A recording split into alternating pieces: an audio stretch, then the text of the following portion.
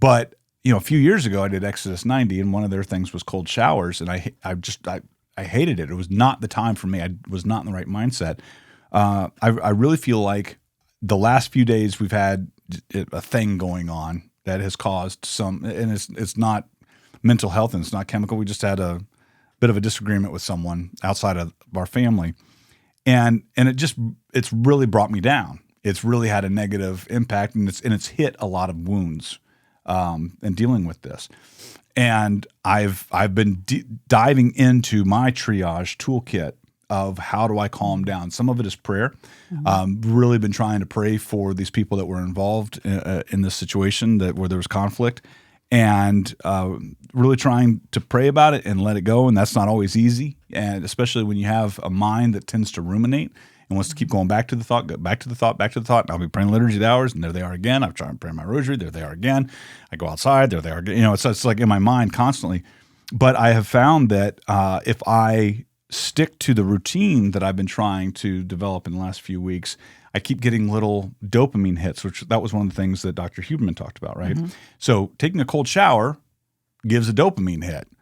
And I wasn't expecting it the way it does, but that can kind of shock me out of a bad mood, maybe temporarily, maybe only for an hour or two, but it gets me out of it, right? It's a quick triage so that I don't go down into a pit.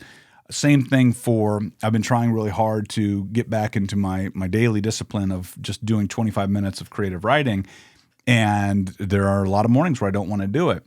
Yesterday I didn't get it done because Walter was visiting, and he walked in like right when I was about to get in the groove, and he was like, "Where's the coffee?" So I said, well, I better go downstairs and hang out with my son. So I did that instead of write. But today I did it, and I didn't really want to write this morning, and it was really hard to get into it, but I pushed myself through. So there's little things. And then when I actually accomplished it, what happens? Bing, I get the little positive.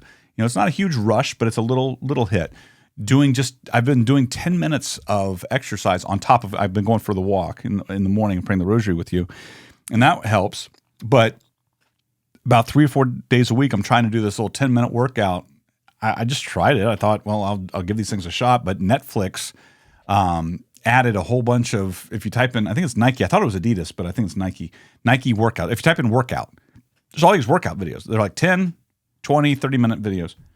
And I did one today, and I, it knocks me out of my pattern, right? It just knocks me out of my tendency to get into the groove of the negativity, which, we talked about that years ago, the whole idea of a record player, right? A record player needle wants to get into that groove, and once it's in that groove, it'll stay, as long as it keeps playing. And it's really hard to get the needle out of the groove and onto another track. Think about when you're trying to, if you have the full 33, for those of you who remember this, the full 33, and you're trying to get it to a particular song, right? You're trying to get it right on the right groove, on the correct groove for that. That's the third song. So there's that big thick black line. There's that big thick black line. I want that right, and you'll get a bunch of weird sounds before you finally get the song. The needle wants to default just into any groove, and sometimes it's that negative groove. And so I was thinking about that whole triage idea. While we were talking, and I hope that if you do watch these videos, whether you do the free thing or you sign up for so you can be a part of the QA and have it on demand, I hope it'll do a little triage for you, that you'll just go, okay, like Ryan said, that you'll have a little bit of hope, and that hope give you that little dopamine, that hope help you take the next step, that hope showing you that things will improve over time. How awesome is it that he actually gave us a tangible 4-step discernment process right there at the end of the show? I just love it.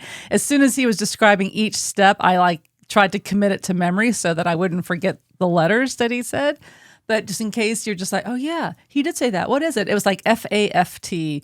The first F is you need to face that negativity and just look at it. Don't try to run away for it or try to brush it away, but face it. Face that flare up, that cortisol bath.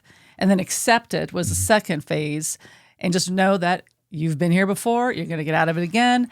And then the other F was, once you've faced it, then you've accepted it, then you just got to float along with it rather than try to flail against it, but you float and you become sort of cooperative so that eventually it'll take you to a safer, more docile place, but only after the passage of time. So you can't rush it, you can't speed it up, but you're at the mercy of it. But it will recede, it will go down.